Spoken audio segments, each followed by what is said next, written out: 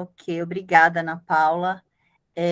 Nós estamos aqui hoje no simpósio Epistemologia do Romance, Diálogos e Interações na Construção de Saberes Comuns, né, que é coordenado pelo professor Itamar Rodrigues Paulino, pela professora Ana Paula Aparecida Caixeta e por mim, Maria Veralice Barroso.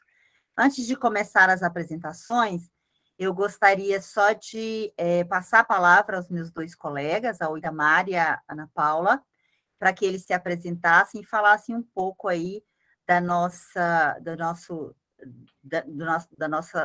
trabalho, do nosso intento com esse simpósio, né?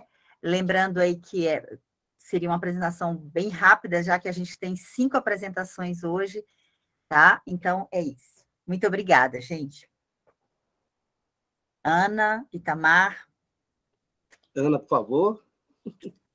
Obrigada, Vera. Obrigada, Itamar. Boa tarde, pessoal. Então, reforçando aí essa apresentação, né? Sejam todos bem-vindas, bem-vindos. Eu sou Ana Paula Caixeta, da Universidade de Brasília, especificamente do Departamento de Artes Visuais e do Programa de Pós-Graduação em Literatura, e junto com os meus colegas, né, com a Veralice, com o Itamar, nós integramos o grupo Epistemologia do Romance, e temos um trabalho aí já de uma longa caminhada, né, aí de mais de 2 décadas, e esse simpósio é mais um trabalho, né, uma proposta de, enfim, né, de ampliação, de discussão, de contribuição aí a respeito das nossas discussões e da construção dessa teoria aí que a gente chama de epistemologia do romance. Para não me demorar, eu também passo a palavra aqui para o professor Itamar, a quem também eu agradeço novamente a parceria, assim como a professora Veralice, e também aos demais membros do grupo, que eu vejo que estão aqui presentes, tá bom? Obrigada e obrigada aí pelo interesse no nosso simpósio. Boa tarde a todos e a todas. Ana Paula Caixeta, Maria Veralice Barroso, muito obrigado pela parceria de anos e anos e anos, incontáveis anos, né? Muita batalha, construindo ideias, constituindo um grupo de pesquisa, aprofundando conhecimentos epistemológicos, trazendo a literatura para o ambiente da filosofia e levando a filosofia para o ambiente da literatura. Acho que esse simpósio, que já vem se consolidando há alguns anos na Abralic, né, constitui um caminho de pesquisa, de reflexão sobre as questões de pensamento sobre literatura, né? Não é pensar a literatura em si, mas pensar os pensamentos sobre literatura, né? Eu sou Itamar Rodrigues Paulino, sou professor aqui da Universidade Federal do Oeste do Pará. Para quem não conhece, é uma universidade que fica no coração da Amazônia, na cidade de Santarém, quase na divisa com o estado do Amazonas. Estamos aqui no período que era para ser de estiagem já, mas a gente continua em processo de chuva intensa nessa época, o que mostra que as mudanças climáticas alteraram sensivelmente o modo de vida que a gente tem vivido por aqui, e isso deve trazer consequências aí futuras para toda a região do Brasil. Então, agradeço muito, Ana, agradeço a Alice e desejo sucesso nas apresentações, nas colaborações e no fortalecimento das pesquisas epistemológicas do romance. Obrigado. Muito obrigada, Ana, muito obrigada ao professor Itamar. Né? Como eles disseram, nós somos aqui um trio que compõe a epistemologia do romance, e estamos aqui mais uma vez, como bem disse o Itamar, nesse simpósio na Abralic, que já se tornou quase que um lugar de nossas discussões, né? Como nós temos pouquíssimo... Bom, vou me apresentar, eu sou Maria Veralice, sou vinculada hoje ao programa de pós-graduação da Metafísica da Universidade de Brasília, e juntamente com os colegas, nós trabalhamos questões da epistemologia do romance no grupo, também denominado Epistemologia do Romance. Nós temos hoje 5 apresentações, né?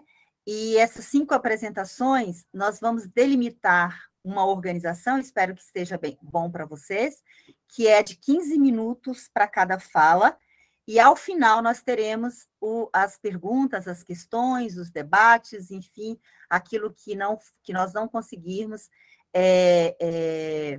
apresentar nas nossas comunicações. Então, só para a conferência, eu gostaria de saber se a Gabriela está presente. Gabriela? Sim, estou presente. Né? A Gabriela, o Luiz Henrique. Estou presente. Boa tarde. Ótimo. O Leonel, também já vi aqui, né? Presente. E a Jaqueline de Assis. Eu estou aqui. Boa tarde. Ótimo. Então, são 5 apresentações. E, democraticamente, eu começo por mim. Então, eu peço que vocês, por favor, fiquem de olho aí, tá, Ana, no meu tempo, desses 15 minutos, para que não ultrapasse Tamar e Ana Paula também.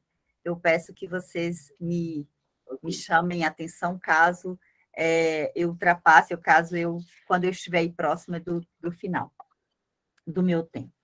Então, o texto que eu trouxe para vocês hoje, ele pretende discutir com a proposição desse simpósio e, ao mesmo tempo, trazer para a discussão o meu tema de pesquisa, o meu trabalho de pesquisa, que é basicamente na obra do Milan Kundera e hoje voltado a questões das ontologias contemporâneas. Tá? Então, a minha apresentação, eu preparei uma leitura para que nós possamos, para que a gente consiga falar das questões sem nos delongarmos e sem correr o risco aí de não conseguir uma discussão a tempo, né, uma apresentação a tempo. Então, o título da minha comunicação é A Experiência Idílica Compreendida a partir das vozes dos narradores do romance A Brincadeira, de Milan Kundera. Nascida de um movimento ininterrupto entre disciplinas e saberes múltiplos, cujo gesto meditativo se impõe como importante mecanismo de articulação das transversalidades que perpassam seu campo de atuação na busca de conhecimentos acerca da condição humana, a epistemologia do romance, teoria apresentada em 2003 por Wilton Barroso Filho, optou por criações e criadores do estético que, fazendo uso de intencionalidades, permitem que a estética seja constituída desse dúplice recâmbio ao caráter especulativo da reflexão filosófica e ao seu vital e vivificante contato com a experiência, como assim disse Luiz de Parezo. Alimentada pelas relações dos sujeitos com a arte, no nosso caso, com a arte romanesca literária, os estudos da epistemologia do romance querem se afastar tanto de uma abstração estéril, quanto se negar a permanecer na simples descrição do que fora experienciado, tal como aponta Parezo. Ambicionam, sobretudo, buscar entender tanto tramas que envolvem as tessituras da narrativa em relação às tessituras existenciais, por uma perspectiva interna da constituição da obra, quanto questões que subjazem a partir de reflexões voltadas à recepção. Nos 2 casos, a epistemologia do romance evidencia uma preocupação ontológica, no modo como Charles Scott, a partir de Heidegger, entende o ontológico, em proximidade com Dasein, como uma formulação, abre aspas, como uma formulação explicativa conceitual do ser na maneira como a vida humana inevitavelmente aparece. Fecha aspas. Desse modo, no primeiro caso, voltada à intencionalidade da obra, a pergunta pode ser assim formulada: como questões que perpassam a vida particular de uma personagem pode ser pensada em âmbito das universalidades que carregam em si? E no segundo caso, voltada à recepção, pergunta-se: por que e como somos afetados pela experiência com o estético? Em que medida os efeitos estéticos são moldados por preconceitos advindos de morais pré-existentes no sujeito? Em se tratando de efeito estético, conduzidos por uma moral, qual ou quais parcelas de responsabilidades podem ser atribuídas às intencionalidades do sujeito que cria o objeto estético? Orientados por pergunta dessa e outras de natureza semelhante, ao longo dos anos, a epistemologia do romance buscou encontrar também, nas reflexões do escritor tcheco Milan Kundera, importantes substratos na constituição de reflexões e conceitos teóricos que ajudam a pensar os espaços de relações com o objeto de criação artística, seja como pensador do romance moderno, seja como criador dele. O conjunto dos textos kunderianos se aproxima da epistemologia do romance na medida em que contribuem para pensarmos a experiência com a estética do romance como algo possível de ser mediado por um gesto investigativo, cuja união dos gestos epistemológico e hermenêutico de um leitor pesquisador tem como propósito conhecer algo que perpassa a condição humana nas suas mais diversas formas de existir no mundo. Embora reivindicando situações históricas e sociais para compor o quadro de sua ficção, Kundera diz ocupar-se apenas com o romance que pensa. Em seu entendimento, trata-se de um romance que, em vez de ilustrar uma situação histórica e social, cuja centralidade se volta para defesas de ideologias e verdades pré-estabelecidas, filiados a correntes ou sistemas de pensamentos filosóficos, o romance que pensa, nos moldes kunderianos, mantém o olhar fixo naquilo que seria a única razão de ser do romance, o exame da dimensão histórica e social da existência humana. Na ficção de Milan Kundera, todo o exame da dimensão humana se dá em diálogo com o idílio. O mundo romanesco de Milan Kundera se estrutura tendo como fundamento e eixo epistemológico o idílio. Identificado por Kundera como algo inerente aos seres humanos e assumido de modo teórico-conceitual pela epistemologia do romance, o idílio diz respeito à realização do ser no mundo em relação aos conflitos que, em maior ou menor grau, atravessam toda e qualquer existência humana. Independente do tempo ou da cultura em que os sujeitos realizam suas experiências, algo é inevitável: a presença dos conflitos e o desejo de silenciá-los. A epistemologia do romance confirma a percepção do idílio que percorre a ficção kunderiana ao tratá-la, sobretudo, como uma dimensão ontológica da existência humana, na medida em que as formulações conceituais sobre o ser no mundo ocorrerão mediadas externa ou internamente em diálogo com o idílio. Já em A Brincadeira, seu primeiro romance, Kundera fez do idílio um leitmotiv de sua obra. Conduzida pelas vozes de 4 narradores que se intercalam, Ludwig, Helena, Jaroslav e Kostka, a trama se constitui a partir de pontos de vista distintos e particulares, cuja junção garante uma percepção do desejo idílico como condição humana e, portanto, universal.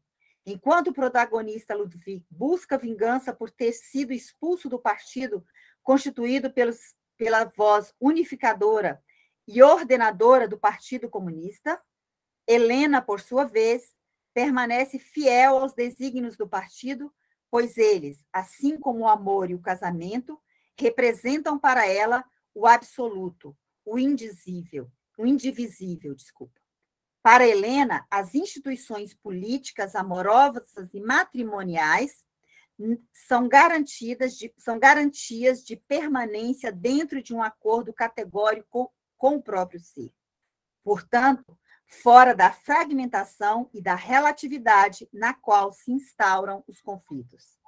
Em vez da instituição política ou do matrimônio, Kostka busca a indivisibilidade na fé.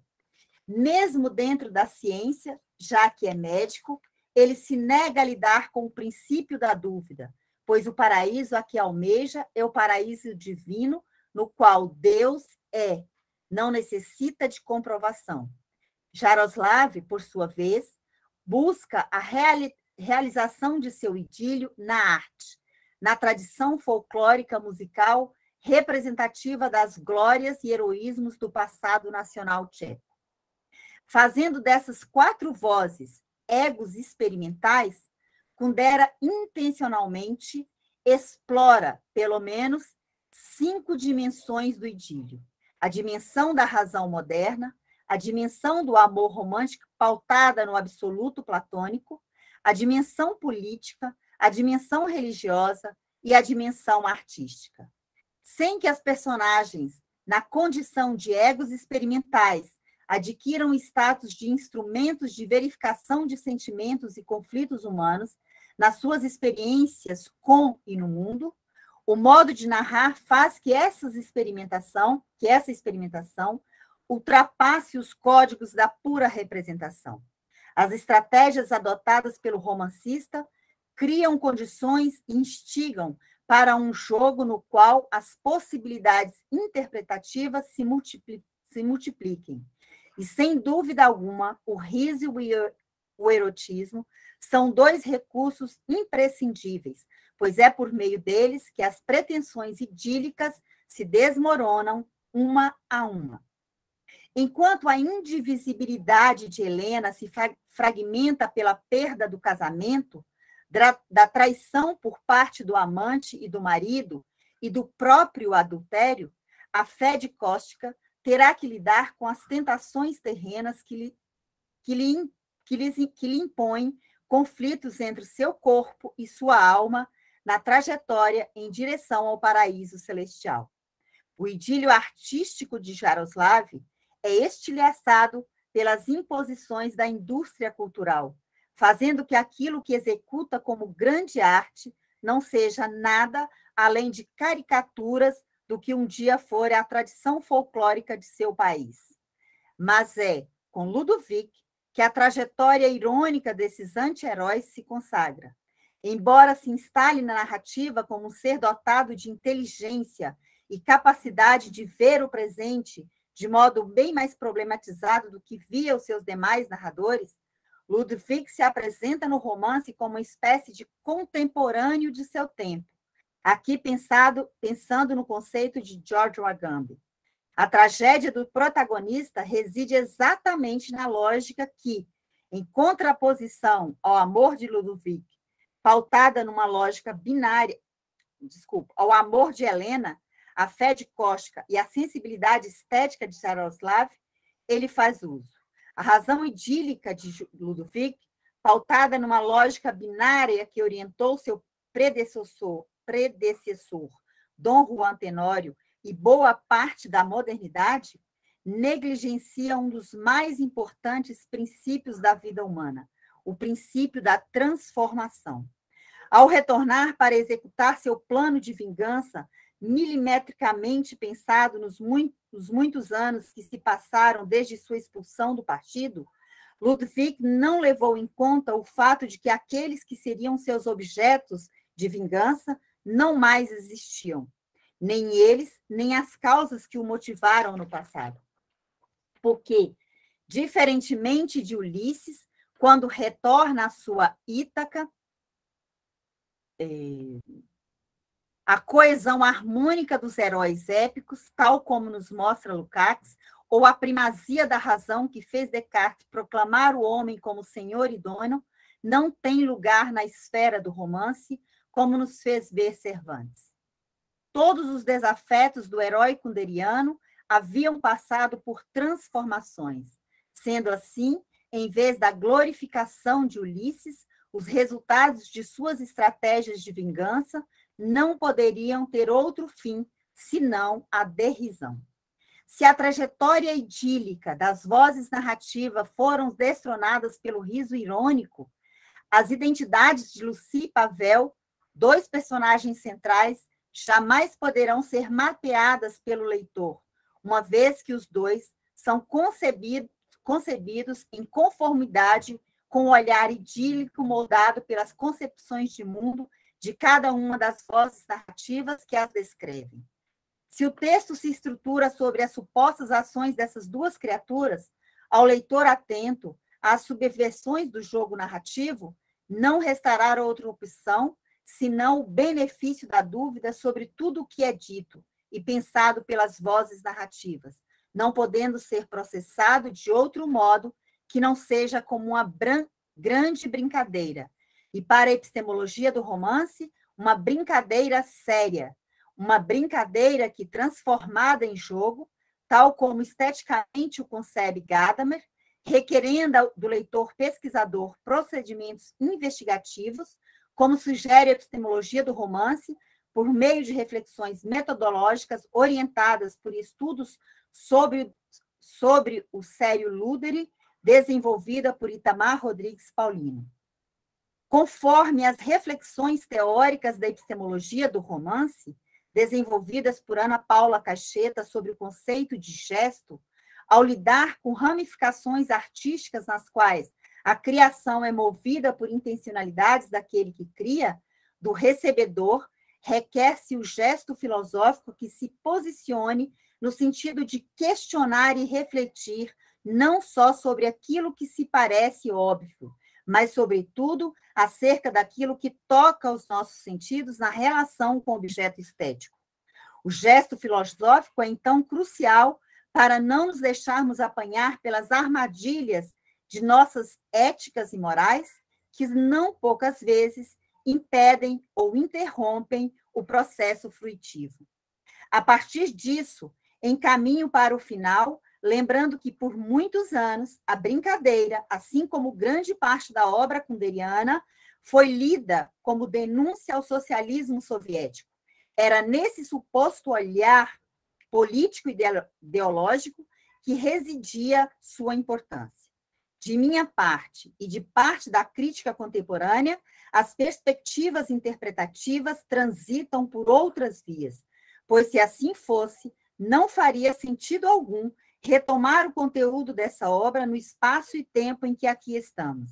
Entretanto, se o faço, é exatamente porque o conteúdo dela nos fala, ultrapassa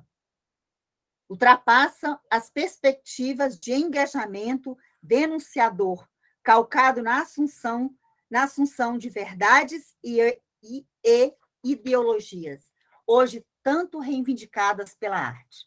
O que ainda nos move em direção à escrita ficcional de Milan Kundera, um escritor marcadamente do século XX, é exatamente aquilo que reivindica como pressuposto necessário para a continuidade do romance moderno, a exploração da dimensão humana. E, no seu caso, o gesto meditativo está calcado no idílio enquanto um eixo que, por ser inerente ao humano, movimenta as engrenagens de seu mundo romanesco, abrindo grandes e novas possibilidades de conceber algo sobre a vida. A atualidade das discussões kunderianas se faz presente de modo bastante incisivo, por exemplo, em abordagens como as de Byung-Chul Han, quando ele trata da estética, da agonia do eros ou da transparência na vida contemporânea, dominada pelos apelos de anulação das ranhuras, dos conflitos, por meio da exposição límpida, lisa e polida do eu. Ainda que em sua obra a história e as questões políticas não sejam tratadas de modo demasiadamente despretensioso, como quer fazer crer, o que realmente interessa a Kundera e o que de fato permanece e continua a nos comunicar algo é a sua capacidade de fazer da estética romanesca um lugar para conhecer e partilhar saberes sobre o humano. Muito obrigada.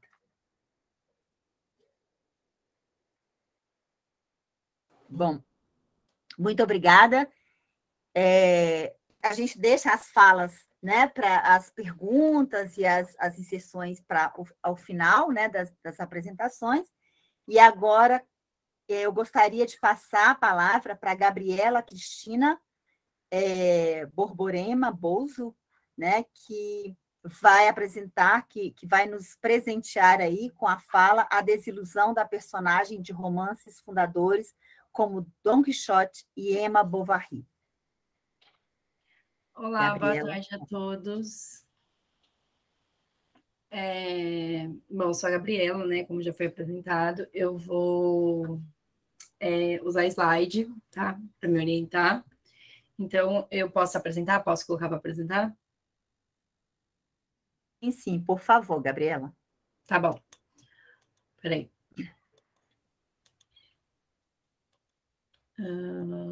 Compartilhar.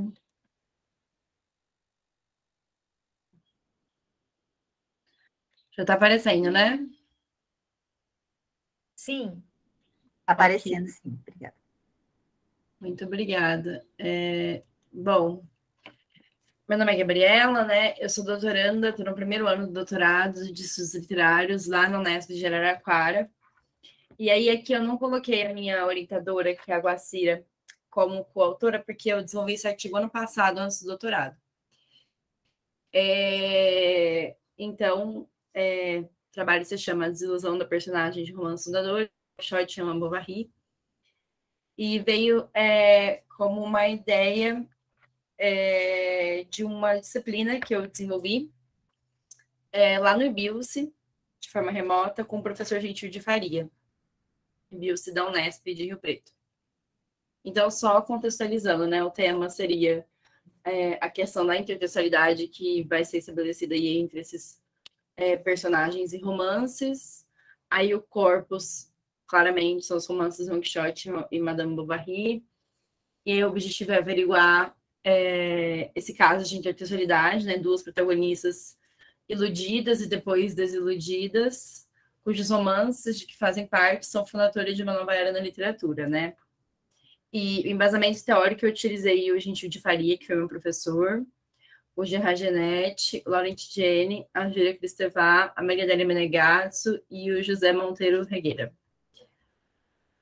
Aí, hoje, eu estou trabalhando outra autora, né, no doutorado, mas eu estou fazendo um trabalho sobre a intertextualidade no momento. Então, tem bastante coisa para colocar, mas eu me limitei a colocar o que eu coloquei nesse artigo no passado, para não me estender muito e dar tempo, né? Porque o tempo é curto. Então, intertextualidade é um termo cunhado pela Júlia Kristeva na década de 60, né? Com a publicação do A Palavra, Diálogo e Romance, que depois fez parte do livro dela, Introdução a essa Análise. E, assim, de forma leiga, a intertextualidade é a relação que pode ser estabelecida entre dois textos ou mais, né? E aí, pensando em texto, eu gosto de pensar na noção que o Gentil de Faria retoma do Barthes, que é todas as práticas significantes podem engrandar texto, a prática pictórica, a prática musical, a prática fílmica, etc. Pensando que texto, quando a gente fala de textualidade, não é só texto escrito, né? Texto verbal. Perdão, porque eu tô com uma tosse horrível. E aí, pensando na Kristeva, ela claramente, né, abertamente, ela diz isso, ela se baseou na obra de Bakhtin para a criação da intertextualidade, mais especificamente na teoria do dialogismo, do Bakhtin. E aí tem várias polêmicas, assim, no nosso universo acadêmico, né, sobre essa questão da intertextualidade, porque disse que é uma simplificação, né, do conceito de dialogismo, e que ela distorceu, enfim. Tem vários pensamentos, né, visões sobre isso, perspectivas, mas eu, tanto nesse artigo quanto na minha tese, mantive o termo intertextualidade pela questão da relação entre textos, e porque eu acho que depois que a Kristeva cunhou esse termo, ele adquiriu novos horizontes, né? Que eu não vou me estender neles aqui, só vou falar dela e mais um autor, mais dois, na verdade. Mas, enfim, acho que não é porque a origem é polêmica que se descarta o termo, não é mesmo? E aí, só citando a Kristeva, quando ela fala da intertextualidade, ela fala, né? Todo texto se constrói como um mosaico de estações, todo texto é absorção e transformação de um outro texto. Em lugar da noção de intersubjetividade, instala-se a de intertextualidade, e a linguagem poética lê-se pelo menos como dupla. Pensando aí que nenhum texto fala sozinho, né? Todo texto tem uma conversa com um texto prévio. E aí eu peguei só um trechinho, embora no artigo eu tenha me estendido mais, do Laurent Gene, que ele fala, né? Fora da intertextualidade, a obra literária seria muito simplesmente incompreensível, tal como a palavra de uma língua ainda desconhecida. Porque a intertextualidade, ao meu ver, é um jogo, né? Um jogo do qual o leitor faz parte. Então, por exemplo, quem lê Os Lusíadas, do Camões, e não conhece nada, que é difícil, né? Quem chega nessa leitura conhece, mas não conhece nada da época greco-romana, não vai entender que tem uma intertextualidade ali. E também, quando você lê Drummond, A Máquina do Mundo, né? Lá no Claro Enigma, e ele está remetendo às Lusíadas, e vários outros casos que a gente vê que esse jogo intertextual depende do autor em construir um texto que dialoga com o texto prévio sempre, mas também do leitor de ter a sensibilidade de perceber essa intertextualidade. E aí, já do Genet, ele vai falar de transtextualidade, ele coloca 5 tipos, e a gente não destaca a intertextualidade, embora ele coloque ela, a gente destaca a hipertextualidade, que ele coloca que é toda a relação que une um texto B, que chamarei de hipertexto, a um texto anterior a, que naturalmente chamarei de hipotexto, do qual ele brota de uma forma que não é a do comentário. Então, essa noção de intertextualidade que a gente vai utilizar aqui passa por esses autores que a gente comentou, né? A Cristeval, o Jenny, o Genet, sem esquecer lá da noção de texto mais abrangente. Aí, pensando no romance do Don Quixote, né? Não no personagem, no romance. É um romance espanhol, né? Do Cervantes, como todos sabem. É uma obra que possui 2 partes, uma publicada em 1605, outra em 1615. É um pouco controverso aí, porque publicaram um outro autor publicou depois da primeira parte, uma segunda parte do Don Quixote, não legítima. E aí o Cervantes foi lá e publicou a segunda parte, matando o Don Quixote no final, para ninguém vir escrever nada sobre ele. Mas é bem interessante. Don Quixote é uma obra que vale muito a pena ler. Eu dei muita risada. É muito engraçado e muito trágico. É muito bom. É muito bem construído, né? E ele conta a história, então, de um fidalgo, que é o Alonso Queixano, que depois de ler muitas novelas de cavalaria, ele passa a acreditar que aqueles feitos, né, do Santo Grau, da Amadis de Gaula e de outros cavaleiros andantes foram reais e quer ressuscitar a cavalaria andante. Então ele se transforma em Don Quixote de la Mancha, porque ele era da Mancha, né, na Espanha. E ele conta com seu fiel escudeiro, que é o Sancho Panza, que é o máximo, né, o Sancho Panza, nossa, vale a leitura só pelo Sancho Panza. Que ele entende que o Don Quixote, ele é um louco sábio, ele é louco em tudo que diz respeito à cavalaria, ele é sábio nas outras coisas, porque ele é muito inteligente, ele é muito culto, né? E o Sancho, na sua ignorância, né, ele às vezes cai nas lendas, nas ideias do Don Quixote, às vezes zomba, então tem uma relação bem interessante entre os dois. E o Don Quixote também precisa de uma ama, né? De uma senhora a quem devotar os seus atos. Então, ele transforma uma camponesa do El Toboso, que é uma vila vizinha da sua, que chama Aldonza Lorenzo, na Dulcinea del Toboso, que é para que ele dedica suas aventuras e mais desventuras do que aventuras, né? E ele também fala que tem magos, inimigos que o perseguem, feitiçam, tal, para justificar tudo que não está alinhado aí aos preceitos da cavalaria. Ele tem uma morte trágica, né? Basicamente, ele morre de desgosto, porque ele volta a si, assim, a realidade, no sentido de perder aquela percepção ficcional, né? Fictícia dos romances de cavalaria. E aí ele fala que esses livros fizeram muito mal para ele, volta para o Alonso Quixano, que é seu nome de nascença, e escreve seu testamento porque ele sabe que ele vai morrer, e ele morre, né? E aí é interessante, porque a personagem parece recusar-se a viver em um mundo onde a cavalaria andante nunca existiu, no mundo onde tantos zombaram de sua loucura, e no mundo onde não há quem proteja os oprimidos, os desprotegidos, como ele tentou fazer como cavaleiro. Já na Madame Bovary, do Flaubert, né, que foi publicado a primeira vez em 1856, a gente tem a história da Madame Bovary, que leu muitos romances do romantismo, e acreditou que viveria aqueles amores e aquela vida parisiense e toda aquela coisa sem fôlego, aquela loucura, né? E ela se casa e percebe que não é o casamento que vai dar isso para ela, né?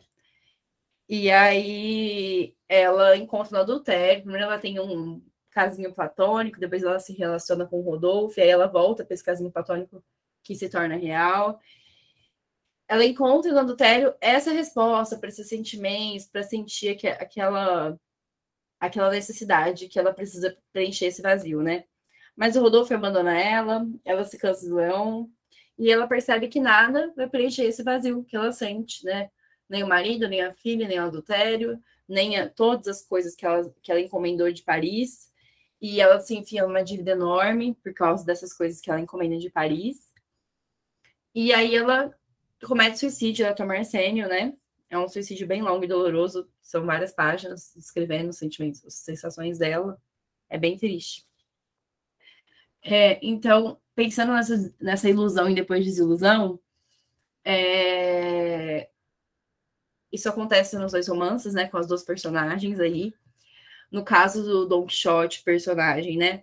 Ele sai do Alonso Quixano, vira Don Quixote, vive várias desventuras, aventuras, zombarias e tal. E aí ele cai em si, volta a ser quem era, arrependido, morre de desgosto. E a Emma, ela, leitora de romantismo, cai nessa ladainha de que ela vai ter aquela vida, né, parisiense, cheia de amores e tal. E o que acontece é que nada preenche esse vazio, né? Nem o casamento, nem a filha, nem o adultério, nem as compras, e ela cai em dívidas e comete suicídio. Então, esses romances, as protagonistas, elas fazem parte de romances fundadores, né? Don Quixote funda o romance moderno, Madame Bovary funda o realismo moderno. E é interessante pensar que Don Quixote é uma paródia, sim, das novelas de cavalaria, mas tem muita leitura reducionista, né? Que é só isso, que é só uma paródia das novelas de cavalaria. E não é, porque ao parodiar as novelas de cavalaria, o Cervantes estava criando um novo gênero literário, né? Que é um dos grandes valores, talvez o primeiro e principal desta obra cervantina, reside no fato de que, com Quixote, se inaugura o romance, que é uma citação do Regueira. A Madame Bovary enfrenta um cenário semelhante. O romance nada mais é do que um fundador do realismo moderno, né, como afirma Menegazzo. Flaubert é considerado um elemento-chave na construção do chamado realismo moderno. Então, assim, tem muitas semelhanças entre os personagens e os romances, né? E aí, pensando lá no que a Cristina vai falar de intertextualidade, eles partilham esses caminhos da ilusão e depois da desilusão, né? Da ascensão e da queda dessa ilusão. Um narrador satírico que os utiliza como ferramenta para a fundação de uma nova era na literatura, né? São romances fundadores, com protagonistas sofrendo por desilusão até o momento da morte, por desgosto e por suicídio derivante do desgosto, né? Respectivamente, no caso do Quixote e da Bovary. E pensando no que o Genette fala, a gente tem um texto B, que é Madame Bovary, que não existiria sem um texto A, Don Quixote, uma vez que o realismo moderno não seria fundado sem antes o romance moderno ter sido fundado, né? E não só isso, mas os paralelismos que é possível traçar entre esses romances que torna impossível Madame Bovary sem Don Quixote, né? Então, a ilusão e depois desilusão de Emma provocada pela leitura dos romances românticos faz paralelismo com a ilusão e depois desilusão de Don Quixote provocada pela leitura de novelas de cavalaria. Aí coloquei uma consideração final bem breve, para não ultrapassar o tempo. Então, nós temos uma relação de intertextualidade, e no caso das palavras, né, dos conceitos propostos pelo Genette, de hipertextualidade entre essas 2 protagonistas, o Don Quixote e a Bovary, que sofrem pela ascensão e queda da ilusão. Os romances a que pertencem, por sua vez, Don Quixote e Madame Bovary, são romances fundadores, como eu disse, do romance moderno e do realismo moderno. E aqui são minhas referências. Além dos romances, a gente tem os autores que eu mencionei, né? Eu não coloquei nada além disso. E dei uma boa encurtada no artigo, porque o tempo é curto. Bom, deixa eu voltar aqui para parar de apresentar. Então, esse foi o meu trabalho. Espero que vocês tenham gostado, que tenha ficado clara a apresentação. E depois, né, na hora dos debates, estou aberta aí a responder questões. E é isso. Muito obrigada pela oportunidade. Muito obrigada. Muito obrigada, Gabriela, principalmente aí pela apresentação muito interessante e também pelo cumprimento do tempo, né, que foi assim, exatamente os 15 minutos. Muito bom, obrigada, viu? E depois, Obrigada. Com certeza, nós teremos muitas perguntas, sim. Eu passo, então, a palavra para a apresentação do Luiz Henrique da Silva Novaes, que vai nos apresentar o texto Abionã e Exu se encontram no meio do caminho, o desdobramento do romance em trilogia, em Antônio Olinto. Boa tarde, pessoal. Vou colocar o cronômetro aqui para eu me orientar também. Prazer, um privilégio estar participando com vocês dessa sessão. Esse trabalho, na verdade, ele é um recorte de alguns aspectos presentes na tese defendida ano passado no programa de pós-graduação em estudos estruturais da UFMG, a tese intitulada Uma Trilogia na Encruzilhada, Agenciamento e Narrativa em Alma da África, de Antônio Olinto. Então, essa tese ela tem como objeto a trilogia Alma da África, que é essa aqui.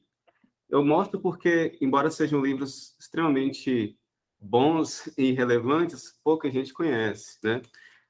Antônio Olinto é um escritor mineiro de Ubá, mas radicado bastante tempo no Rio, morou na África um tempo, e a trilogia ela aborda a trama de uma história familiar da família Silva, uma ex-escravizada, uma escravizada que retorna para a África, para a região da Nigéria, em Lagos, e leva consigo a sua filha e seus netos.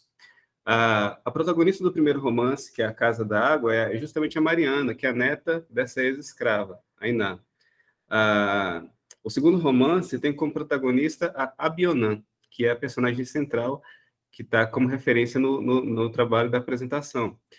E a personagem protagonista do terceiro romance, que é o Rei de Queto, é outra Mariana, que é neta da Mariana, que foi viajando para a África, tá bom?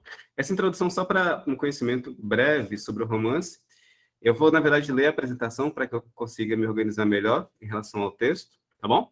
Então, peço licença para iniciar a leitura. Abionã e Exu se encontram no meio do caminho, o desdobramento do romance em trilogia, em Antônio Olinto. Aquela que nasceu no meio do caminho, Abionã. Este é um sentido possível para o nome da protagonista do romance O Rei de Queto, segundo o livro da série, o livro do meio, portanto. Esse nome traz a marca da passagem, da condição transitória, sempre movediça entre um contexto e outro. Sua mãe, a Duqué, sentir as dores no meio da estrada, e antes de chegar ao destino, pariu uma menina. No trajeto entre 2 dos 4 maiores mercados da região. Assim, chamava-se Abionã porque nascera na estrada, fora de casa. Muitas vezes a mãe lhe contara, foi na estrada entre Queto e Opometá. Na tradição iorubá, muitos nomes eles são determinados pela circunstância de nascimento das personagens, das pessoas. O nome Abionã, então, é um desses casos. Abionã significa aquela que nasceu no meio da estrada, né? Antes do seu nascimento, o Babalaô Ifá havia aconselhado a Duqué a não viajar naquela semana, que permanecesse em casa.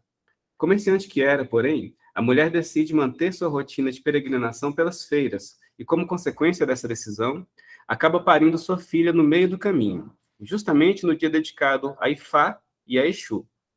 Era costume dedicar a esses orixás o dia em que se vendia Enqueto, o primeiro dia da semana em Yorubá.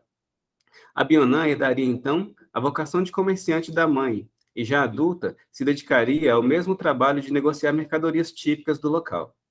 Viverá, igualmente, no caminho, confirmando a sina do seu nascimento. Também por essa razão, terá seu destino desde sempre ligado a Exu, aquele que deve, segundo Prandi, viver fora e não dentro de casa. Exu é, segundo a mitologia iorubá, o orixá cuja mãe o pariu na volta do mercado. É ele também o responsável por supervisionar as atividades do mercado do rei em cada cidade. O próprio Exu receberá o nome, segundo a Vergé, de Exu Alaqueto, ou seja, o rei de Queto. Existem, como se pode ver, fortes traços que evidenciam a ligação entre Abionã e o orixá mensageiro, Exu. A começar pelo desejo da protagonista de ver um filho seu se tornar o novo Alaqueto. Era o grande sonho da Abionã que seu filho se tornasse o novo rei de Queto, o novo Alaqueto. O que permite pensar que o livro dedicado a essa personagem feminina, a protagonista, é de certa forma também dedicado aos sentidos que Exu condensa, signos de passagem, de movimento, articulação e negociação de tudo o que comunica entre realidades aparentemente apartadas. Se, pois, no plano geral da trilogia, o nome, Mariana, se destaca a ponto de estar em dobro na obra, ou seja, Mariana é tanto o nome da personagem do primeiro romance quanto do último. A avó, no primeiro, e a neta, no último. Se destaca a ponto de estar em dobro na obra, o de Abionã se torna importante por estar no meio, no ponto de operação da dobra, protagonizando o segundo livro da trilogia, mas também estando entre as duas gerações de fortes mulheres da família Silva. Essas três personagens, protagonistas de cada uma protagonista, respectivamente, de cada um dos romances, elas convivem a partir do segundo romance. Tá? Elas convivem, então elas são amigas, e a Abionã tem uma relação de amizade muito íntima com as duas Marianas. A Abionã tem sua trajetória ligada a essa condição inconclusa e transitiva, termo que, aliás, remete tanto a trânsito quanto a demanda, e que, por isso, atualiza os traços já mencionados como marcantes desde o nome da personagem e que a aproxima das representações do orixá Exu e seus espaços de preferência, o caminho e o mercado. É aí que Abionã e Exu se encontram. O destaque dado à ambientação dos mercados e o ato de transitar por eles determinam, em certo sentido, o ritmo da narrativa e desenham uma espécie de circuito, e que é apresentado já no sumário do livro, sinalizando uma organização estrutural específica. Então, temos o seguinte: o livro Rei de Queto é dividido em 5 partes, todas elas dedicadas aos dias da semana Yorubá, que são 4, e a divindades específicas, cada dia também representando a vivência em um dos mercados da região. Então, são 4 grandes mercados. De modo que se tem o seguinte: primeira parte, Mercado de Queto, dia dedicado a Exu e a Ifá. Segunda parte, Mercado de Opometá, dia dedicado a Ogum. Terceira parte, Mercado de Idigini, dia dedicado a Xangô. Quarta parte, Mercado de Irokogini, dedicado ao Batalá. A quinta parte recomeça o ciclo de peregrinação, repetindo o primeiro dia, em Queto, em louvor de Exu e Ifá. De certo modo, essa estrutura remete a uma economia do retorno e da continuidade, em que a memória, a ação no presente e a perspectiva de futuro se articulam diante da compreensão humana do recado divino dos orixás. Segundo esse recado, Abionã nascera para estar entre o fim e o começo, entre o ponto de partida e o de chegada, entre a perda e o desejo. De fato, Abionã é aquela que, não se confundindo com as Marianas, pode ser situada entre uma e outra geração de mulheres da família Silva, a velha e a jovem. Também está entre uma e outra gestação, que presentificam experiências radicais de morte e vida. A Abionã, ela tem um primeiro filho, cujo destino seria se tornar rei de Queto, o Alaqueto, mas ele morre. Então, toda a trajetória do segundo romance, a trajetória de Abionã, é mantida a partir dessa ideia, desse desejo de ter um novo filho. de ter um novo Adeniran. Esse novo filho terá o mesmo nome do primeiro filho perdido. Se primeiro filho também está entre uma e outra gestação que presentificam experiências radicais de morte e vida. Seu primeiro filho morrera precocemente. A suspeita, nunca confirmada, é de que fora assassinado pelo tio de Abionã. Ela, porém, viverá motivada pelo desejo de ter um outro filho, que herdará a sina e o nome do irmão falecido, ser o novo Alaqueto. Além disso, ela está sempre entre um e outro mercado, como é desde o seu nascimento, condição acolhida como recado divino em forma de palavra, de nome, Abionã. A estrada e o mercado, portanto, são espaços comuns às representações de Abionã e Exu, espaços da contradição, que acolhem o dinamismo da vida e da morte. São lugares que provocam a continuidade de um movimento que se recusa a ser interrompido, reconfigurado a cada instante por novos fluxos de pessoas e novas trocas entre elas. São, sobretudo, espaços por onde se caminha. O enredo do romance O Rei de Queto é o puro caminhar de Abionã, entre um mercado e outro, considerando uma rotina que obedece à sequência dos dias da semana Yorubá, refletido no modo de organização estrutural dos capítulos do livro, evidencia-se que os pés de Abionã se dispõem a pisar o mesmo chão, a repousar sobre o mesmo baobá, a transitar entre as mesmas barracas nos mesmos mercados. No entanto, a aparente simplicidade desse percurso rotineiro e repetitivo esconde algo complexo. É justamente esse fundamento de repetição que faz dobrar a estrutura. Exu, mestre dos caminhos e dos mercados, juntamente com Ifá, são aqueles que provocam os homens a acreditar na capacidade de traduzir as palavras divinas e que aparecem em dobro desde o começo da trajetória de Abionã.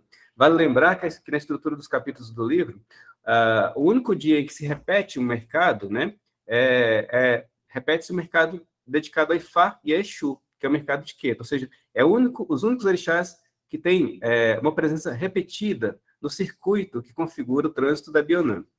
Essa pista merece ser levada em consideração por indicar que o caminho e a palavra se relacionam profundamente e guardam em si o mesmo princípio de continuidade e expansão.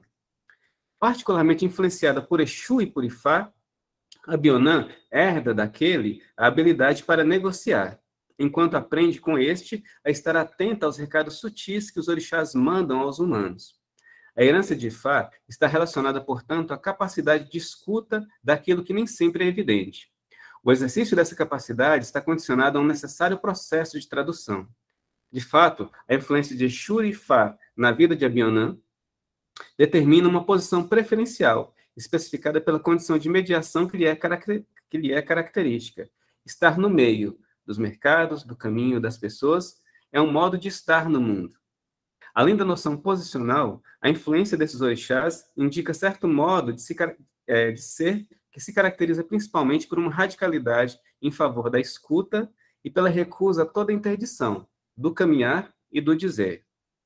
Interessa, nesse sentido, o aprendizado que se dá, de modo especial, a partir da posição mediadora, de escuta, que Abionã ocupa na relação entre a velha Mariana e a sua neta, a jovem Mariana, respectivamente, as protagonistas do primeiro e do último livro da série. É a disponibilidade para a escuta, a sensibilidade em relação às diferentes vozes e suas nuances, o que confere uma condição produtiva entre as falas de uma e outra Mariana. Leio um trecho do livro, cito: aprender a distinguir e apreciar a voz de cada pessoa. A da velha Mariana, calma, quase grave, dizendo coisas de que a gente não se esquecia. Mais tarde, as palavras da velha como que voltavam e apareciam de novo, nítidas. Poderiam ter sido ditas naquela hora. A da jovem Mariana, clara, explicada. A língua francesa parecia mais bonita e cheia de importância nas palavras que ela dizia. A temporada que passara com Abionã, percorrendo mercados, fora de uma alegria constante. A outra falando, às vezes dava explicações e procurava explicações para o que via e para o que pensava diante do que via. De certa forma, essas duas vozes, embora profundamente ligadas pelos laços de sangue, também marcam, diante da escuta atenta de Abionã, modos diferentes de percepção cronológica. A velha Mariana possui uma voz que parece abarcar o tempo integralmente, dando assim a impressão de estar fora do tempo. Por meio da sua voz, na verdade, parece ressoar o timbre de uma cultura que tem, na oralidade, seu meio privilegiado de consolidação. Por isso, a voz individual se confunde com a voz de muitos, de uma coletividade maior que o presente, caminhando desde o passado remoto para se lançar na esperança de utopias futuras. As palavras da velha Mariana, depois de esquecidas, segundo a narração, surgem inesperadamente ainda mais nítidas, como se tivessem sido ditas naquele instante, um agora atemporal. As palavras da jovem neta, cuja fala confere, conforme as impressões de Abionan, ainda mais importância ao francês, idioma usado para dar explicações sobre o mundo e sobre as coisas. De fato, ainda que sutilmente, o comentário acerca do francês leva a considerar sua importância por ser a língua do colonizador. No caso, reconhecidamente,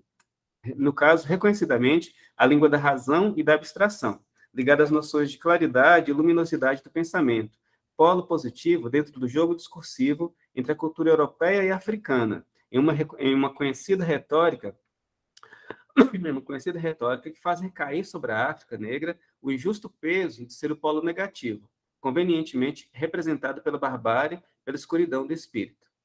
Fato é que se tem marcado, diante da referência ao francês, um tempo histórico determinado, necessariamente pontuado pela experiência da colonização. Portanto, ao mesmo tempo que testemunha a proximidade maternal entre as duas Marianas, a presença silenciosa de Abionan também revela algumas diferenças urdidas entre elas. Mais que isso, ao se dispor a escutar atentamente, Abionan identifica tais distinções e as articula, misturando e retecendo as vozes, conferindo-lhes outro matiz em devir. Falta quanto tempo? Ainda tenho tempo? 1 minuto? Nossa! Em razão da condição particular de Abionan, ocupa, que tem se desvelado, então, uma franja no amplo tecido familiar do Silva. Desvela-se um sinal da diferença íntima que faz morada ali. Metonimicamente, a dobra do ouvido de Abionan representa justamente o espaço capaz de articular essa diferença que se manifesta devido a seu ato de escuta amiga. Só para finalizar,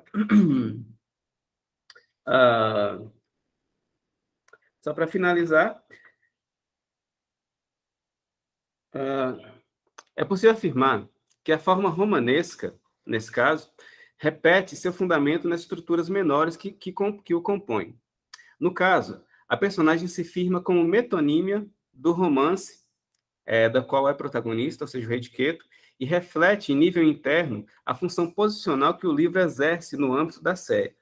Ainda nesse sentido, pode-se identificar no desejo insistente da personagem de ter outro filho a encenação do desejo igualmente insistente da linguagem olintiana de gerar continuidade e adiamentos a partir da própria forma. O nome Adeniran, escolhido para os filhos, é a palavra sempre pronta a acolher a vida potente em movimento de devir, uma forte metáfora da própria linguagem que resiste ao fim definitivo adiando. De certa maneira, o signo transborda seus vazios e se tornando espaço aberto, caminho aberto, como faz lembrar a devoção a Exu, pelo qual uma coisa se liga à outra, passado e futuro, vida e morte, perda e desejo. Por meio desse signo, abolem-se certas posições, acolhe-se a contradição e a interdição materializada no ponto final, que perde espaço para que vigore a relação de continuidade, cuja marca textual mais evidente será a vírgula.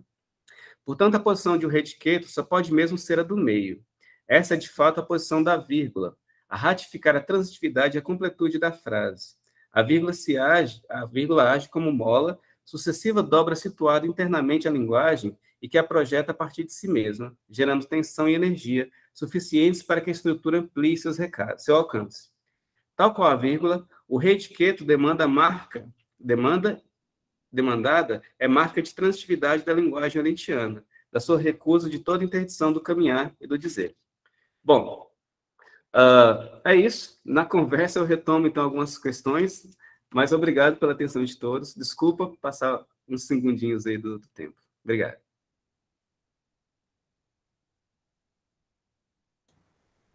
Muito obrigada, Luiz. E agora a gente passa a ouvir a comunicação do Leonel Isaac Maduro Veloso. A comunicação dele é intitulada Deslocar as Fronteiras do Romance Lençol, e o texto Esquizo. Isso. Primeiramente, bom dia. Boa tarde, na verdade. Eu ia falar bom dia. Eu falo do Rio de Janeiro. É interessante porque eu sou um estranho no ninho, a minha pesquisa é toda voltada para a poesia, e agora eu estou me deslocando para o romance, por conta da obra da Maria Gabriela Lençol, mas não estou tão longe assim da poesia, porque a própria Maria Alzira Seixo coloca a Lençol nessa relação da alteridade com a poesia, né? É uma prosa rente à poesia. E basicamente o que eu preparei um texto, que são de questões que surgiram a partir da leitura da obra da Lençol e a necessidade de dar a alguma coesão a esse texto. Então, para não extrapolar tanto tempo, eu vou diretamente para o meu texto, tá bom? Tá? Então, vou abrir aqui. Tá? Eu dividi o texto em 2 momentos. O primeiro momento eu chamei Para que o Romance Não Morra, e o segundo da textualidade como um texto esquizo. Então, leio o título, né? Deslocar as fronteiras do romance, Lençol e o texto esquizo. Começo por 2 epígrafes, uma da Estamira, do documentário, que ela vai dizer mais ou menos o seguinte: tudo que é imaginário tem, existe e é. Tudo que é imaginário existe e tem. A segunda epígrafe é do Caetano Veloso, que diz assim: mas os livros que em nossa vida entraram são como radiação de um corpo negro apontando para a expansão do universo, porque a frase, o conceito, o enredo, o verso, e sem dúvida, sobretudo o verso, é o que pode lançar mundos no mundo. Então, parto para a primeira parte, para que o romance não morra. Num texto proferido no dia 14 de junho de 1991, durante a atribuição do Grande Prêmio do Romance da Novela de 1990, da AP, pela publicação de Um Beijo Dado Mais Tarde, Maria Gabriela Lençol afirma: escrevo para que o romance não morra. Escrevo para que continue, mesmo se, para tal, tenha de mudar de forma, mesmo que chegue a duvidar se ainda é ele, mesmo que o faça atravessar territórios desconhecidos, mesmo que o leve a contemplar paisagens que lhe são tão difíceis de nomear. Fim de citação. Para Lençol, grosso modo, o romance precisa sair das irradiações da luz comum, uma expressão lençoliana, a saber, romper com, cito Lençol novamente, qualquer forma de poder ou de violência, e desejar criar um espaço matinal de contra-sangue. Fim de citação. Entretanto, como ela dirá em outro texto, que é Onde Vais Drama Poesia, Lençol assinalará: o problema é que já não se espera que a literatura seja diferente do que já é. Nos casos mais otimistas, espera-se ainda o grande remake do romance do século XIX. Fim de citação. Ainda segundo a escrevente portuguesa, escrevente é um termo que a Lençol vai preferir no lugar de escritor ou autor. Tá? Para produzir as linhas de fuga na sua obra, é necessário buscar novos ramos, para além das histórias, cito Lençol, histórias de furor e de sangue, de classes e castas que praticamente se digladiavam na base de preconceitos mútuos. Afinal, como a própria autora nos lembra, o romance trouxe a visibilidade imaginária, mas verossímil, do privado de classes e castas que praticamente se digladiavam na base de preconceitos mútuos. O romance pô-las em contato entre si e veiculou o sonho da fraternidade universal dos homens, porque todos são iguais perante a existência enigmática. Mas agora que esse dado está praticamente adquirido e que tanta energia criadora encontrou aí o seu termo, como continuar o humano? O que vamos nós fazer de nós? Que sonho vamos nós sonhar que nos sonhe? Para onde é que o fulgor se foi? Como romper este cenário de já visto e revisto que nos cerca? Né? Fim de citação.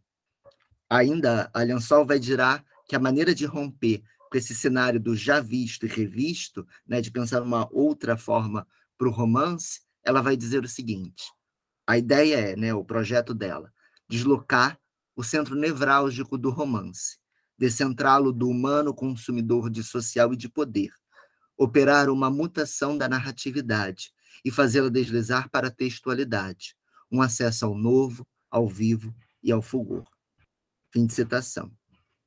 É interessante notar que, para a autora de Paracelve, que nos chama a atenção para o fato de que o romance, na maioria das vezes, esteve comprometido, diretamente ou indiretamente, com o poder. Para endossar as afirmações de Lençol, fiamos-nos em Eduard Said, por exemplo, cuja pesquisa apontou de forma certeira como a arte está comprometida, querendo ou não, com o poder.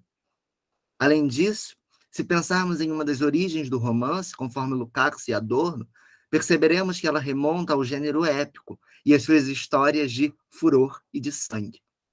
Ian Watt, outro pensador do romance, também nos lembra como este está ligado ao individualismo humano cartesiano e à ascensão da burguesia. A nosso ver, Lençol, de maneira sintética, aponta para todos esses problemas e propõe uma saída: profanar a narratividade do romance. Este, por sua vez, em relação à epopeia e à sua mimesis de homens superiores, como ensinou Aristóteles, apenas, se assim entendemos Lençol, as secularizou, pois ainda perduram as histórias de furor e de sangue e de lutas entre classes e castas.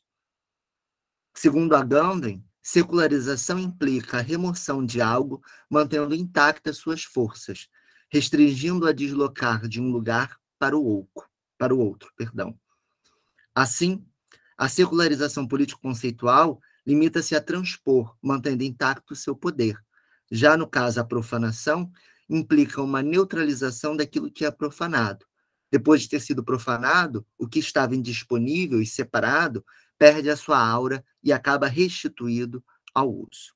Né? Ambas operações são políticas, mas a primeira tem a ver com o exercício do poder, que é assegurado e remetendo a um modelo sagrado. A segunda desativa os dispositivos do poder e devolve ao uso comum os espaços que ele havia confiscado.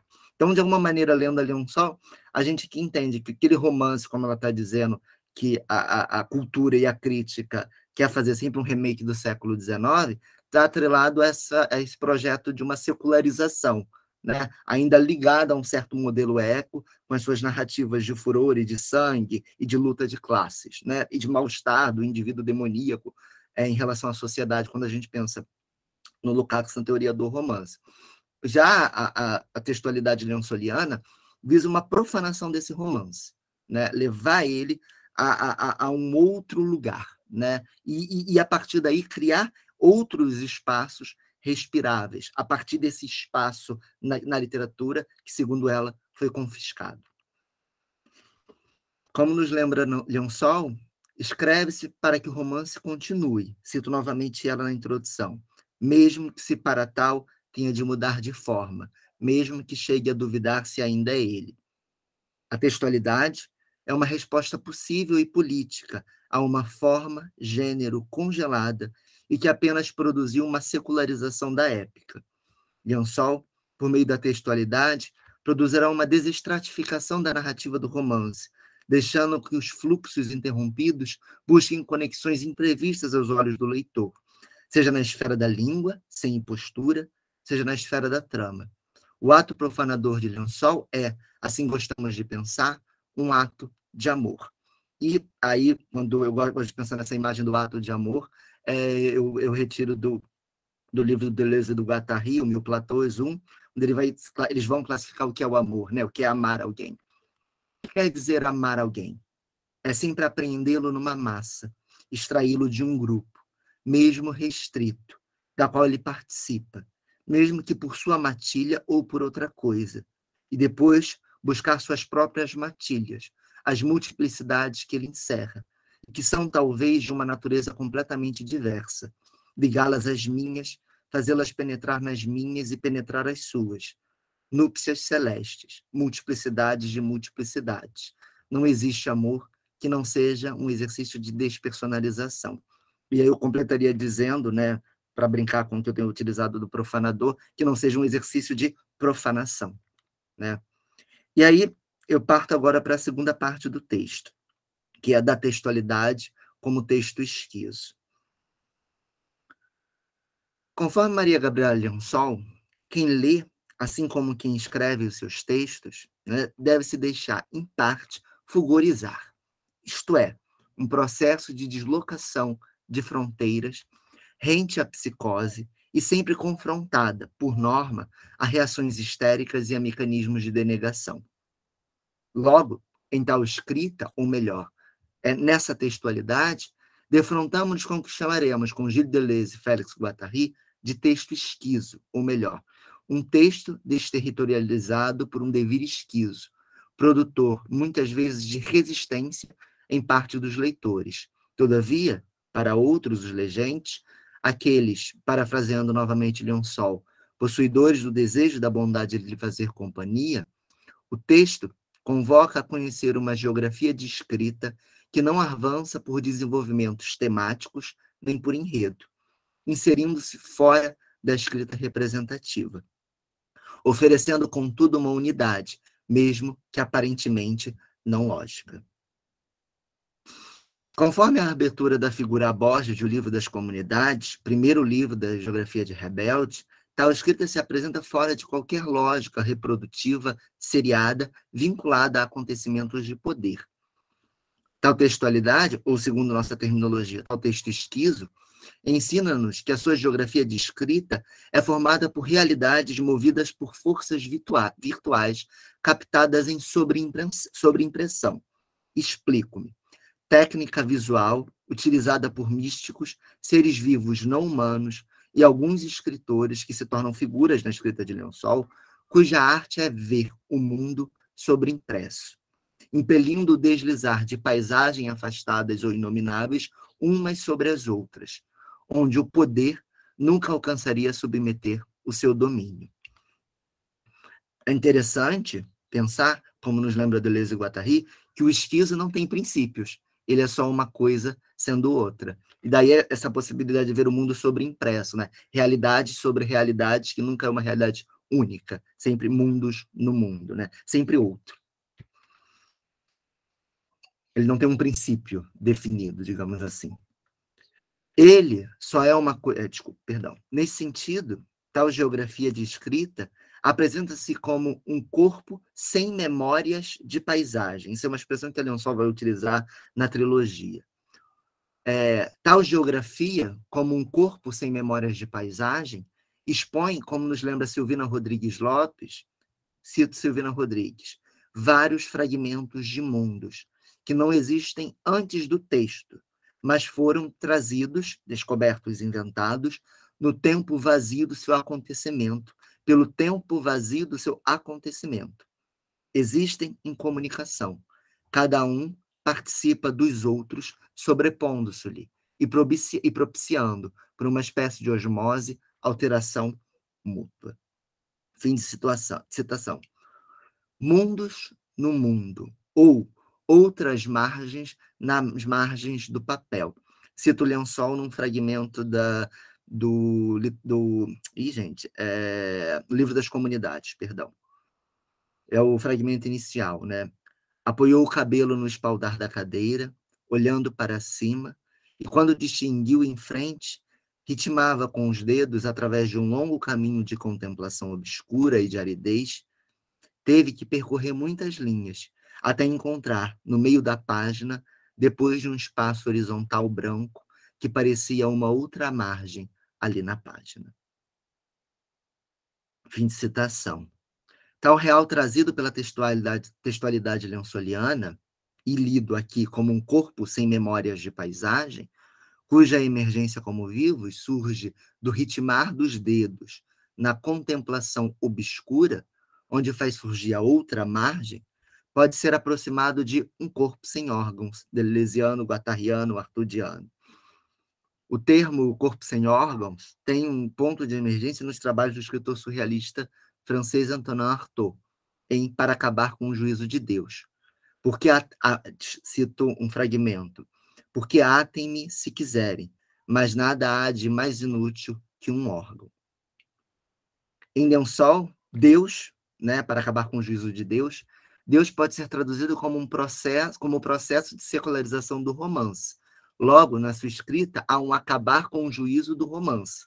Pois, em Maria Gabriela, na sua textualidade, se inscreve demolindo os princípios tanto da não contradição quanto do terceiro excluído.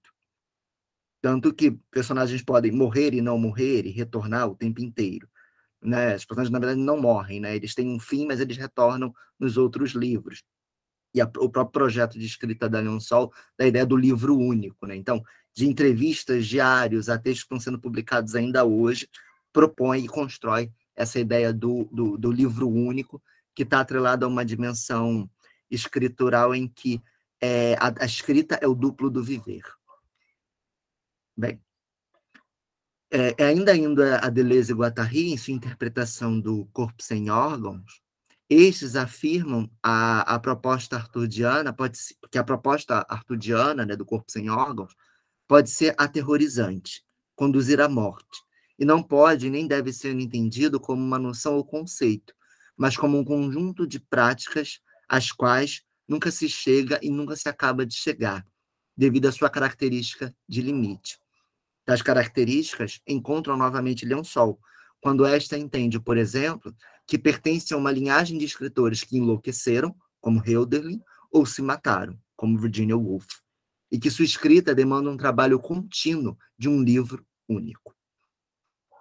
Além disso, a sua escrita nasce de uma prática de contemplação, próxima da experiência dos místicos. Como nos lembra Deleuze e Guattari, o corpo sem órgãos pode ser construído por agenciamentos muito diferentes, perversos, artísticos, científicos, místicos, políticos, visando a construção da imanência do desejo e a livre circulação de intensidades. Imanência e intensidade, palavras importantes para Leon Sol. Cito Leon Sol.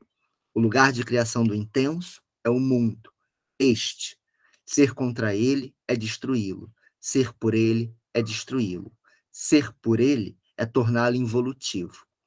Estar somente na Terra, mantendo com ele uma relação de exterioridade e inclusão, é viver entre humanos e figuras. Para finalizar, já estou finalizando, é a última parte, me juro. Para finalizar, outra característica do corpo sem órgãos, encontrável também no corpo sem memórias da paisagem de Leon Sol, é que ambos rejeitam qualquer tipo de diferenciação entre o eu e o outro. Ele acaba com a identidade, com a ideia de um sujeito orgânico. O que se encontra nele são devires, pois não é mais um eu que sente, age e se lembra. É uma bruma brilhante, um vapor amarelo e sombrio.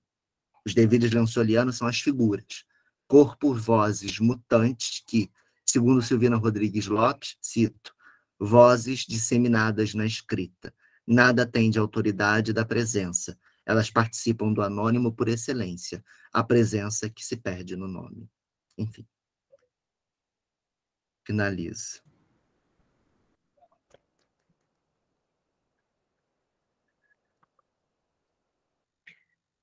Muito obrigada, Leonel. Agora a gente passa aí para Jaqueline Prazeres de Assis, com o texto, com a comunicação Carola Saavedra, romancista e ensaísta, o esgarçamento do romance e reflexões do literário. Jaqueline, olá. É com você. Muito prazer, né? É com você. Boa tarde. Eu vou só projetar aqui o meu PowerPoint. Eu vou tentar projetar, mas se não der, não tem problema não, porque eu estou com o PowerPoint e estou com texto. Vamos lá. Aqui. Acho que vai. Prontinho. Está aparecendo aí? Está sim. Pronto. Só carregar aqui para mim. E aí, eu já vou começar. Vai ficar assim, tá? E aí eu vou passando. Vou entendendo aqui, vou me virando aqui com o computador, porque é muita coisa. Mas vamos lá. Esse meu trabalho, ele corresponde à minha dissertação de mestrado, que foi defendida agora em março desse ano, então está bem quentinha. E ele tem por objetivo, né, entender a criação, o processo de criação de Carola Saavedra e as relações existentes entre a ficção romanesca e o ensaio no seu projeto de escrita, visando a reflexão teórica e a construção do conhecimento literário nas obras analisadas. Eu analisei os 4 primeiros romances da Carola Saavedra sobre a chave de leitura, né, com a chave de leitura da reflexão sobre o literário dentro das obras.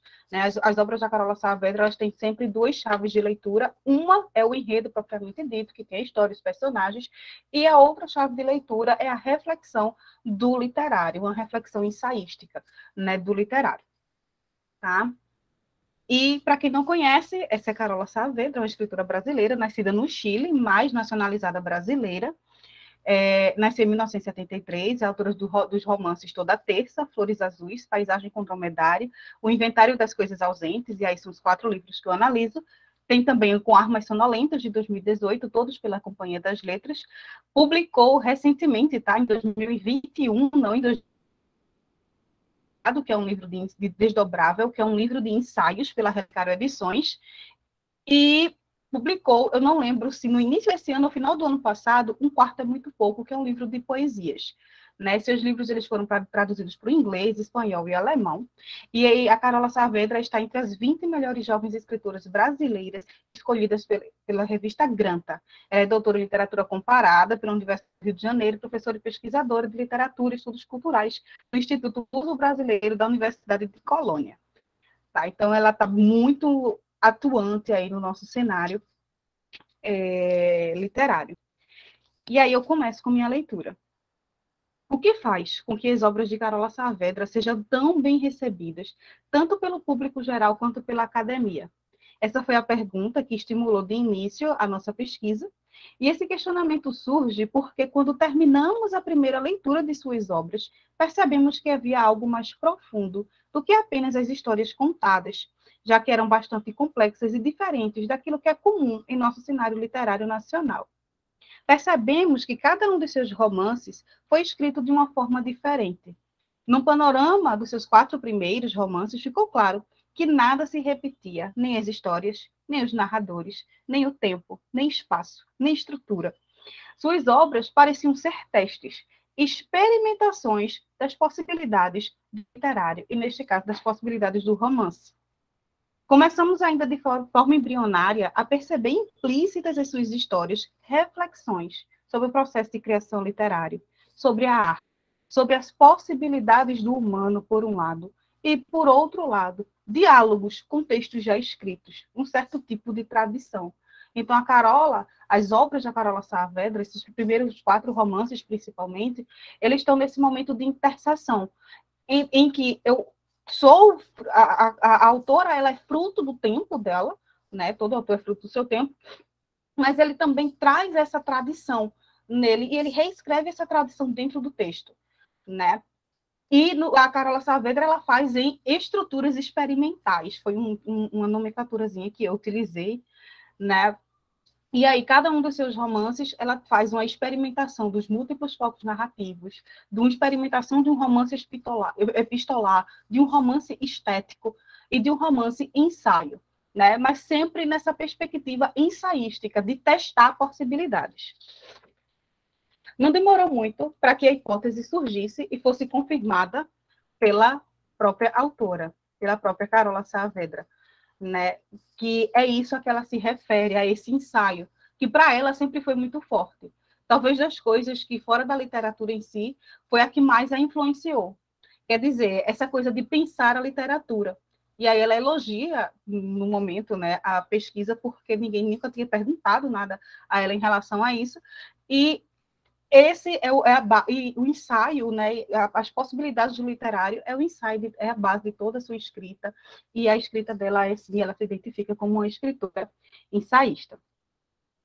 É consenso, e aí, antes de voltar, Carola Saavedra destaca-se no cenário por ser uma romancista ensaísta, não por se conformar em contar apenas uma história, mas sim pela compreensão das engrenagens do romance, experimentando narradores não confiáveis, exigindo a participação do leitor e testando as infinitas possibilidades dessa macroestrutura textual do literário. Quando eu falo em macroestrutura textual, é porque existem subgêneros, digamos assim, do romance. Tem o romance epistolar, tem o romance histórico, e o romance eu coloco nessa perspectiva da macroestrutura, tá? É consenso entre autores e pesquisadores que o ensaio tem a reflexão em sua forma, enquanto o romance a tem como consequência e também como motivo. Também é consenso que tanto o ensaio quanto o romance possuem características muito particulares e parecidas, pois ambos manifestam-se de uma forma literária. Um tem a vida como modelo e tema para pensar suas nuances, e o outro parte do ficcional para as infinitas possibilidades de interpretação dos leitores. Cada um reivindica o seu lugar de direito dentro do literário, principalmente diante de um cenário movediço como o atual, onde os conceitos afrouxam-se e as fronteiras não são mais tão limitadas assim.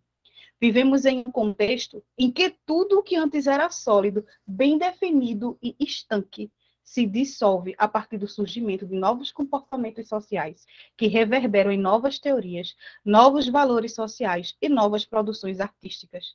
A tendência é a dissolução de limites e uma fusão entre culturas, povos, concepções, representações, etc. A palavra de ordem é experimentar, abrir-se para novas perspectivas. Em contrapartida atual, nossa realidade também está marcada por uma certa tradição de fusão de valores e formas, nas quais o ensaiar, o testar, o criar algo novo, se torna, de certa forma, constante. Nessa interseção entre tradição e modernidade, situam-se as possibilidades do romance e do ensaio, que, sendo gêneros irmãos, se fundem numa hibridização que cria uma nova forma de pensar e de escrever. Os romances e ensaios são textos que passeiam pela ficção, mas fincam os pés na experimentação, a fim de refletir um determinado tema e até a forma da ficção. Desde a época de Cervantes, os inconformados dos gêneros pré-definidos têm colocado a ficção em um tubo de ensaio experimentado o pensar dos diversos temas humanos no processo da criação literária. Não obstante, a forma romanesca também tem sido objeto de estudo nessa busca recorrente por novas possibilidades. A presença do ensaio no romance, de um modo geral, é notada tanto na perspectiva do conteúdo quanto na perspectiva da forma. E ao refletir sobre a prosa do ensaio, Marx Benz aborda o aspecto experimental das composições e questiona assim, eu acho esse questionamento do Marx Benz bem interessante, porque eu acho que ele não conhecia, assim como eu, na época da produção dessa minha dissertação, a teoria da epistemologia do romance. Não seria bom que os poetas e os escritores se experimentassem de vez em quando sobre o seu material, suas criações, sobre prosa, poesia, fragmentos, versos e frases? Creio que daí poderia surgir uma teoria respeitável, no âmbito da qual o processo estético se apresentaria não apenas como fruto da criação. Além do mais, tal teoria teria a vantagem de ser de origem, ao mesmo tempo racional e empírica. Pensar o romance-ensaio é pensar um grupo específico de textos que possuem a pretensão de experimentar o literário e suas possibilidades, tanto formais como conteudistas. É pensar em textos que inauguram formas de produção e maneiras de tratar o humano. É pensar em textos que, além de apenas experimentar exemplares humanos e tentar cientificá-los, refletem aspectos humanos, põem em xeque questões humanas e opiniões que, sem o escudo da ficção, não seriam possíveis. Frutos dessa interseção entre a tradição e a modernidade são as obras de Carola Saavedra, romances ensaio por natureza, que, além de proporem uma história complexa e repleta de camadas de significação, inovam no seu processo composicional. Nos propomos estudar as 4 primeiras obras da autora e entender, primeiro, como se desenvolve o processo de criação literária da autora e, segundo, quais as perspectivas ensaísticas que classificam esses textos como romances e ensaios. E aí eu começo a minha análise de Toda Terça.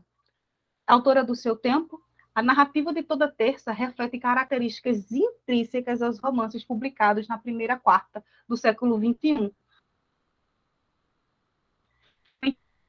Saavedra não se pretende apenas nessa forma, não se prende apenas nessa forma de narrar, ela experimenta os narradores. Todas as suas obras possuem uma narrativa diferente, experimenta tempo, espaço, etc. Assim como em toda terça existe fragmentação também na interpretação, uma interpretação superficial, baseada no enredo, mas de maneira alguma pobre e limitada, e uma interpretação em camadas, que tem como objetivo a reflexão ensaística do fazer literário e da própria teoria da literatura. Em Flores Azuis, a obra saavedriana inspira-se no Hotel Amargo, que é um conto de Ricardo Piglia, e tem uma narrativa que dá prosseguimento ao enredo do conto, mas é muito mais que isso. O romance de infraestrutura epistolar experimental converge narrativa e cartas para a construção de uma história que vai muito além do enredo criado por Piglia. É no plano da forma e do projeto literário dos dois autores que a sublimação do texto do primeiro na obra da segunda torna-se mais evidente. Assim, tanto o projeto literário de Saavedra quanto o projeto pigliano inclinam-se para as mesmas características da literatura atual.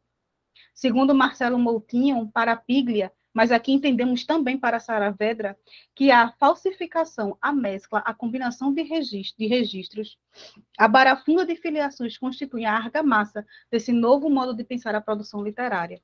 Tanto um como o outro fazendo o objeto literário campo para a reflexão sobre a literatura, a produção desse tipo de arte, e exploram todas as possibilidades do discurso. Entendem o leitor não como mero receptor, mas também como agente de sentido, e também construtor de uma história, uma vez que esses autores pertencem à tradição humanista e abandonam o plano cartesiano da linguagem, em que tudo está na obra e cabe ao leitor apenas ler e interpretar. Eu vou fugir um pouquinho do texto por causa do tempo. Em Paisagem com Dromedário, a gente tem uma nova experimentação. E um texto que não tem narrador. O narrador é um gravador colocado numa sala que reproduz a voz de uma personagem. E essa personagem, ela fala sobre a morte, ela fala sobre os afastamentos, sobre as relações interpessoais e também fala sobre a arte, as possibilidades da arte, do efeito estético da arte, do que é belo e da ideia de que a arte ela tem muito mais um olhar do espectador do que só ser definida como arte. Em O Inventário das Coisas Ausentes, que é o último romance analisado, né, a gente tem aqui, como ela própria já falou, seria um romance e ensaio propriamente dito. Ela trabalha com o jogo de espelhos, ela fala de um ouroboros literário, né, que na verdade é uma nomenclatura que eu também dei a essa ferramenta em que o texto é dividido em duas partes, o romance, e o primeiro ressignifica a segunda parte, e a segunda parte ressignifica a primeira parte, e a gente vai lendo e vai mergulhando, e a obra nunca acaba, porque a cada nova leitura tem sempre uma nova significação e ressignificação do texto. E ao aventurar-se Letra da Terça, Flores Azuis, Paisagem com Dromedário, o Inventário das Coisas Ausentes como exercício de pensamento filosófico, teórico, literário, exige daquele que se pretende a esta empreitada não apenas um conhecimento prévio de mundo para interpretar, fazer inferências e tirar conclusões na medida em que avança nas histórias, mas também é preciso que o leitor, em alerta, possua um arcabouço teórico-literário internalizado para dialogar com as concepções apresentadas pela autora. Nesse sentido, eu quero só mais um minutinho. Carola Saavedra se destaca no cenário literário porque, através dos seus romances e ensaios, oferece à teoria literária a oportunidade de se reconstruir a partir da própria criação literária e na criação literária, o que é muito raro na história da literatura. Não que esse recurso seja novidade, mas o modo como é feito o é. Assim, a teoria deixa de manifestar-se, no geral, naquilo que é comum a todos os textos ou a um grupo específico de textos, para se representar no particular. E, no particular, sem a pretensão de atingir um todo ou determinar grilhões, ela se faz livre e adota novas perspectivas de visão. Sobre as possibilidades do romance ensaio nesses tempos modernos, tendo esse gênero como reflexo de uma sociedade insatisfeita que busca plena realização, Carola Saavedra busca, através das suas obras, refletir não apenas a condição humana e suas infinitas facetas e representações, como também a condição literária ficcional em vários aspectos. A saber, a Carola Saavedra ela reflete sobre a metaficção, metaficção, o diálogo entre gêneros, personagens, esse anacronismo deliberado, o leitor sobre o narrador. O objetivo da autora é entender como essas engrenagens funcionam e como elas podem ser reordenadas, de modo a continuarem funcionando bem, mas oferecendo muito mais possibilidades de engajamento do leitor. Afinal de contas, toda obra é escrita para ser lida. E aqui eu encerro.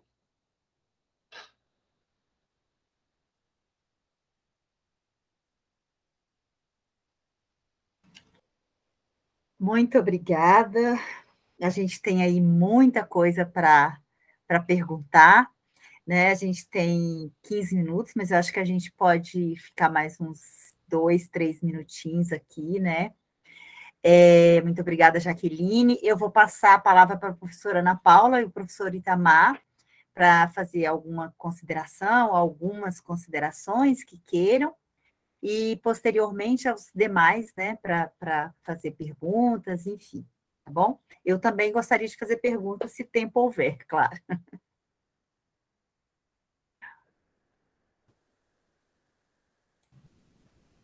Comigo, então? Na verdade, eu quero muito parabenizar as apresentações, acho que foram excelentes aí, e temas muito heterogêneos, né, digamos assim, então acho que chegaram em boa hora aí para estabelecermos um diálogo com questões da epistemologia do romance. De antemão, eu deixo a minha parabenização, eu prefiro que vocês elenquem as perguntas, e se não houverem perguntas, aí eu elejo aqui as anotações que eu fiz. Mas, enfim, né, eu deixo aqui meus agradecimentos, tá? E também essa parabenização. Certo? Passo aí para o professor Itamar.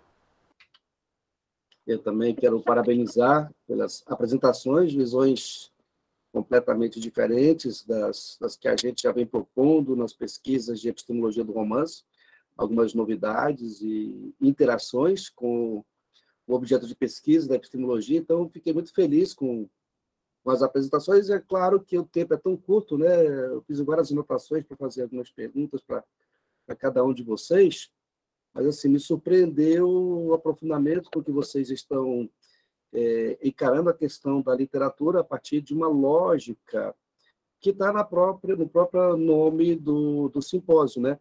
A própria lógica epistemológica, né? É uma leitura de conhecimento sobre e a partir e por meio do romance, né? Não é uma análise literária de romances, né? É um olhar de conhecimento, é uma condição de pensar o pensamento literário. Não é uma análise literária por si só. Isso a literatura já faz no seu próprio espaço. Então, aqui, a proposta é sair dessa redoma da literatura e cair em outros campos, a gente costuma chamar de campos interdisciplinares, né?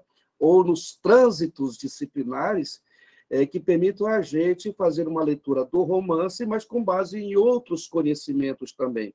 Mas não com base em outros conhecimentos para poder entender o romance, mas para poder retirar de certas obras romanescas uma coisa sagrada para o ser humano, que é o conhecimento das coisas, que é o conhecimento da realidade. Não adianta a gente ser um apaixonado pela estética dos romances, entender a engenharia do romance, sem entender para que aquilo serve para a vida humana, para que aquilo serve para a existência humana. E que eu entendi nas apresentações de vocês, vai muito por essa linha, né? A Vera apresentando a questão da brincadeira do Kundera, né?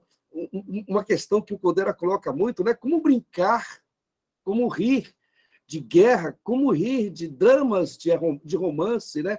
E se a gente remontar isso para um olhar atualizado, uma tentativa de atualização da leitura do Kundera, como rir dos tempos atuais, né? Como debochar dos tempos atuais, né? Que a gente vive de drama, de dor, de perdas, de conflitos, de maldades, né? De coisas nojentas, mas como ler de maneira risível o mundo, lendo, por exemplo, a brincadeira, né? E aí me remonta muito Lukács, que fala muito claramente na sua teoria do romance, né? Que a ironia é um desvio burguês imperdoável, né? A burguesia não gosta de rir, né? Ela não gosta do deboche, ela não gosta da ruptura.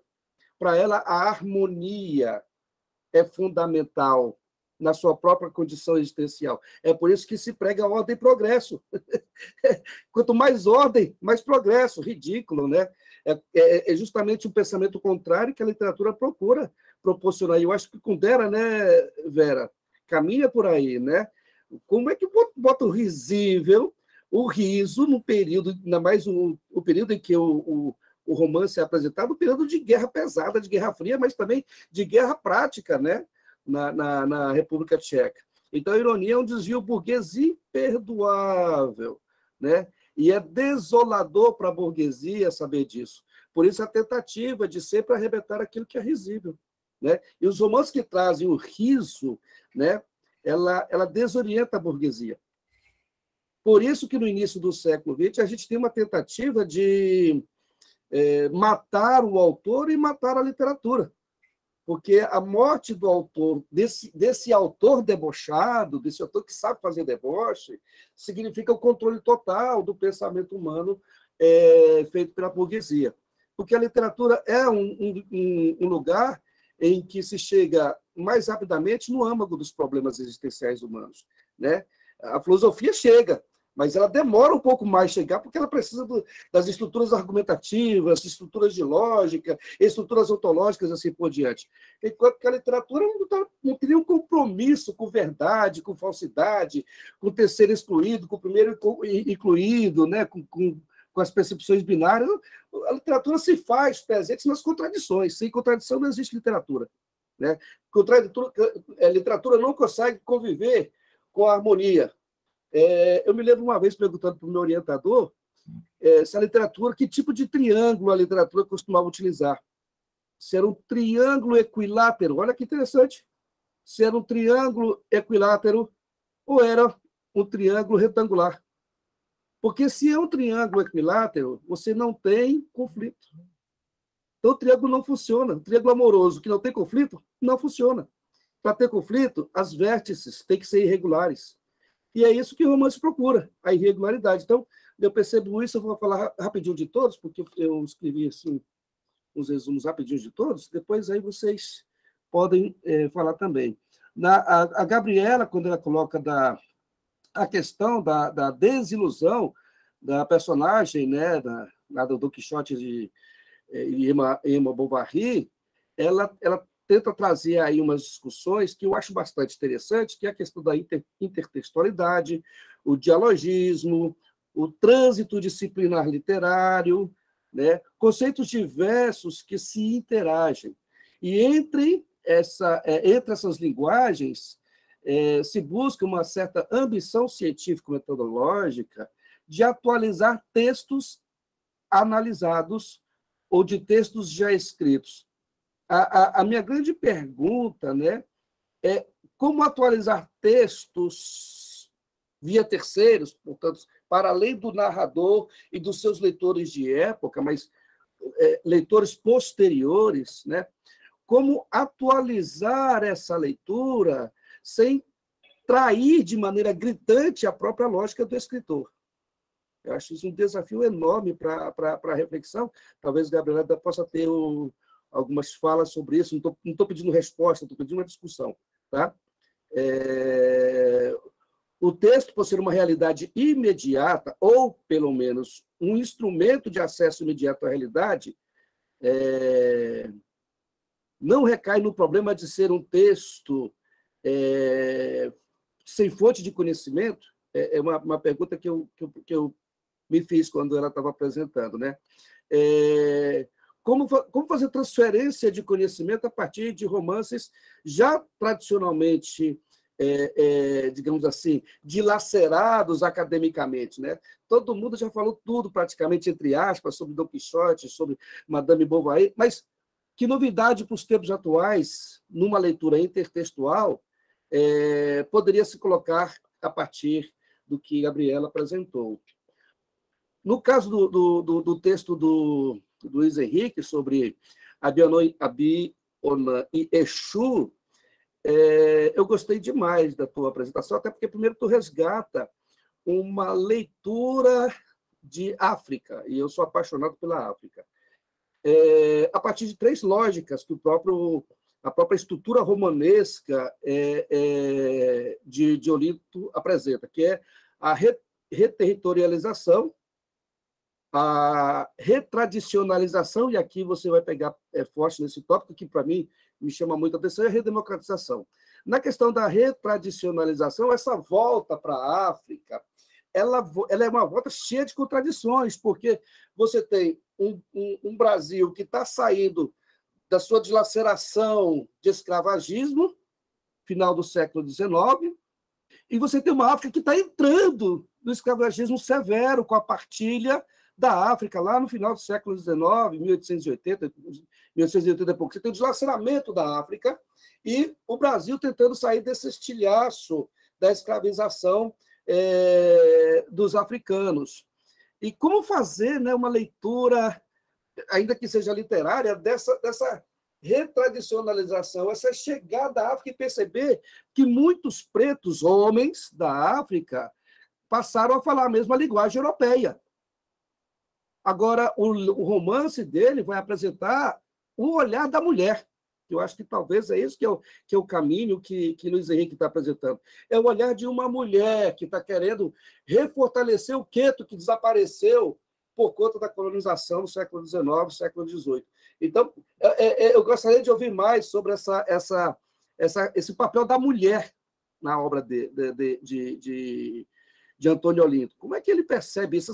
Essa volta para a África, mas essa volta para a África enquanto mulher, enquanto homem, e uma mulher que está dizendo assim, nós não precisamos mais, né, dos obanitas, né, dos líderes, nós precisamos agora de um novo olhar a partir da perspectiva da mulher. Um novo rei, mas não é um rei no sentido masculino do termo, né?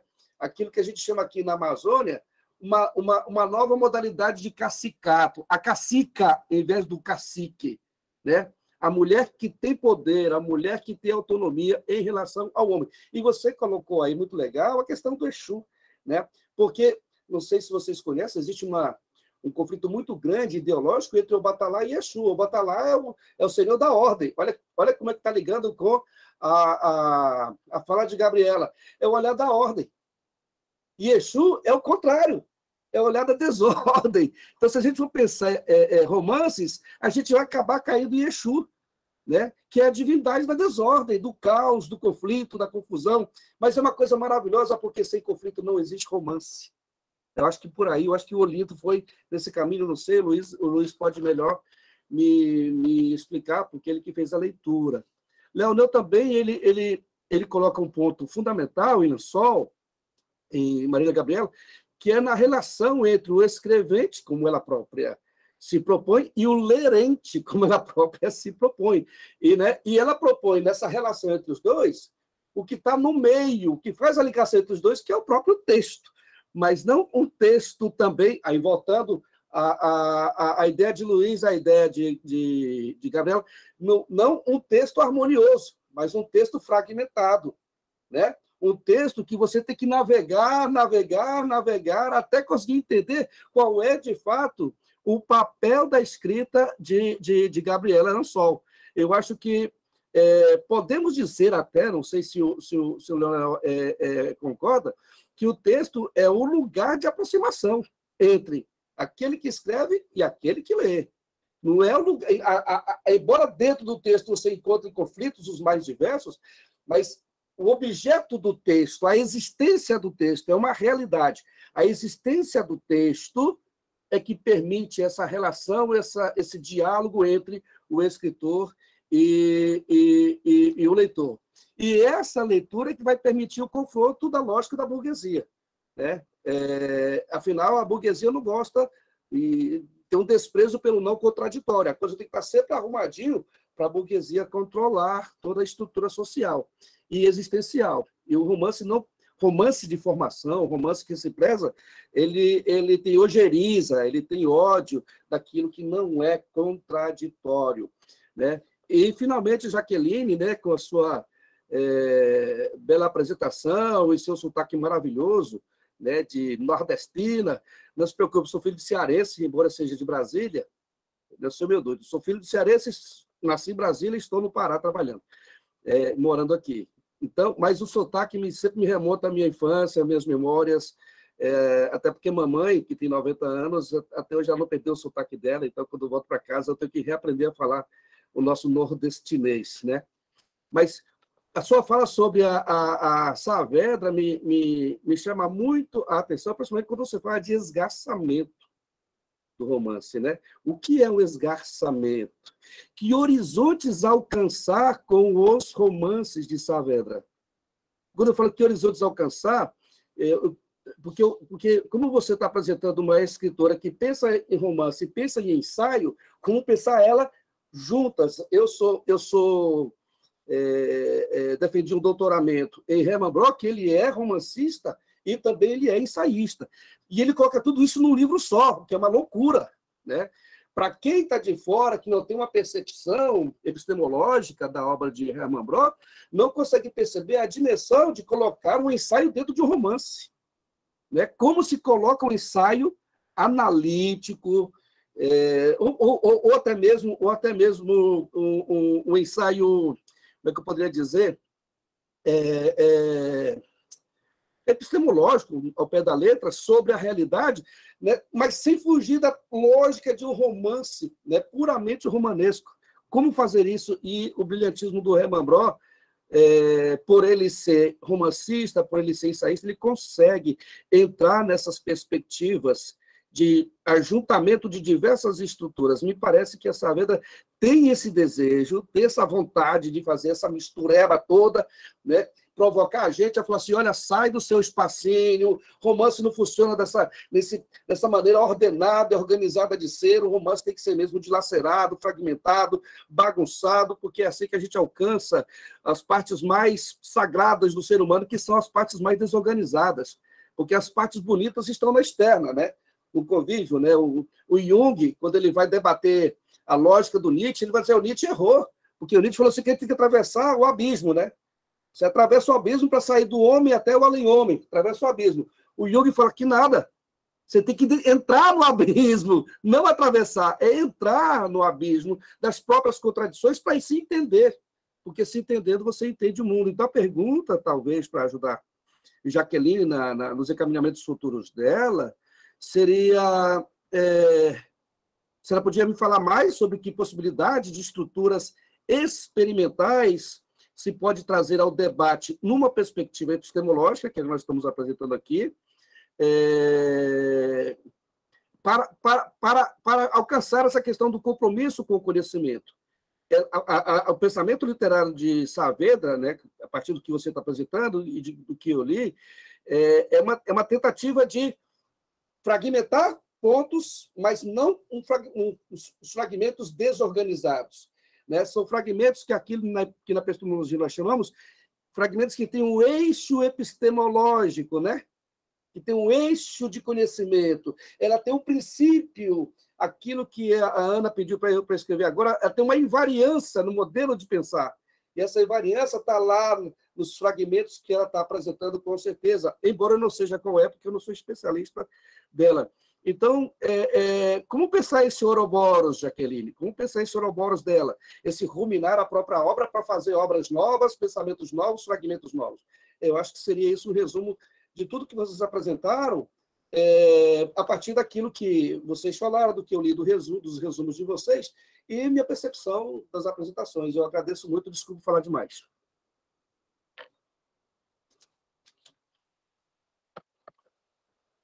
Acho que eu falei de todos, né, Ana? A gente tem mais, pelo que a Ana Clara acabou de colocar, nós temos aí mais 10 minutos, né, Ana Clara? Para que as pessoas possam falar. Então, vou passar a palavra a vocês, a quem o Itamar se direcionou, né? Se vocês tiverem alguma questão para colocar, eu vou passar a palavra para vocês e, ao final, a gente faz um breve encerramento, tá bom? Ótimo. Então, fiquem à vontade, por favor. Acho que agora é minha vez, né? Nossa. Então, quando na verdade, eu tive a ideia desse artigo antes mesmo de cursar a disciplina do professor Gentil, né? Mas foi assim, eu sempre quis ler Don Quixote. Desde o primeiro ano de graduação, eu sempre quis ler Don Quixote. Eu fiz letras português e inglês, então não tive oportunidade de graduação, e a graduação é aquela loucura, né? 13 matérias, não sei o que, não deu tempo. Aí, ano passado, eu estava esperando para prestar o processo seletivo, e eu estava anotando ideias de artigos e desenvolvendo aos poucos, né? E me ocorreu assim, nossa, eu sempre quis ler Don Quixote. E sempre quis ler Madame Bovary. Madame Bovary eu já tinha lido, mas fazia muitos anos, antes da faculdade. Sempre quis reler Madame Bovary. E eu pensei, nossa, porque o Luca te fala que embora eu não tenha usado ele, né? Que o Don Quixote inaugura o romance moderno, né? E a Madame Bovary é o primeiro romance realista que a gente tem, do realismo que a gente conhece, né? E eu pensei, e essas personagens, elas têm proximidades. E eu falei, eu vou ler para ver se tem fundamento a minha ideia. Aí eu li, gostei muito dos dois, me diverti muito, principalmente com o Don Quixote. E eu percebi que havia uma possibilidade de diálogo intertextual. Só que eu pensei, né? Como você disse, nossa, tudo já foi dito sobre Don Quixote e Madame Bovary, né? Foi uma provocação, tá, Gabriela? Não, sim, aí eu fiquei assim, quem sou eu na fila do pão, mestre aqui, para falar alguma coisa original sobre dois romances que foram esgotados pela crítica literária praticamente. Não que se esgote um texto, mas assim, foram dilacerados. E eu pesquisei muito no Google acadêmico se tinha alguma coisa falando desses personagens, a proximidade deles, o caminho deles, essa ascensão e queda da ilusão. E eu não encontrei nada. Aí eu conversei com algumas professoras minhas, ninguém tinha visto nada. Eu falei, eu vou fazer. Eu acho que essa é a beleza da intertextualidade, da hipertextualidade, enfim, do diálogo, do dialogismo, do diálogo entre os textos. Dar novos horizontes, novas perspectivas não pensadas antes, para textos que já está assim, massadamente discutido na academia, né? Então, não adianta, quando eu fiz a minha apresentação breve nos slides lá sobre Don Quixote e Madame Bovary, eu fiquei assim, todo mundo já sabe isso, né? Então, eu vou falar rápido e focar na questão da relação entre eles. Porque todo mundo, por mais que você não tenha lido Don Quixote na íntegra ou Madame Bovary, conhece a história. Todo mundo que está na nossa área conhece a história, até pessoas fora. E foi desafiador, assim, fazer algo novo sobre algo velho. Sim. Mas eu gostei muito, foi um trabalho que eu gostei muito de fazer. E eu acho que esse é o poder do diálogo, né, entre os textos, esse é o poder. Você dá novos olhares e ver sob outras perspectivas coisas que as pessoas podem até ter percebido, mas que passaram, né? Muito obrigada, Gabriela. Eu vou passar para o Luiz. Luiz, a gente tem somente 2 minutos. A Ana Clara sugeriu que nós continuássemos a discussão, se vocês concordarem, por outro link, não é isso, Ana Clara? E aí a gente, pode ser? Para vocês poderem responder com mais calma, e aí a gente passa para esse link que ela nos enviou aí no chat. Então, Veralice, já que ela quer fechar já essa sala aqui, porque a sala tem que estar registrada lá na Abralic, não é melhor a gente já encerrar aqui para lá logo? Isso, mas é porque, né? O pessoal acho que queria comentar sobre as suas... Mas a gente ir para outra sala, a sala não é só para nós, Ana? Essa outra sala que você mandou... Essa sala não é só para nós? Ah, sim, entendi sua pergunta agora, Itamar, desculpa.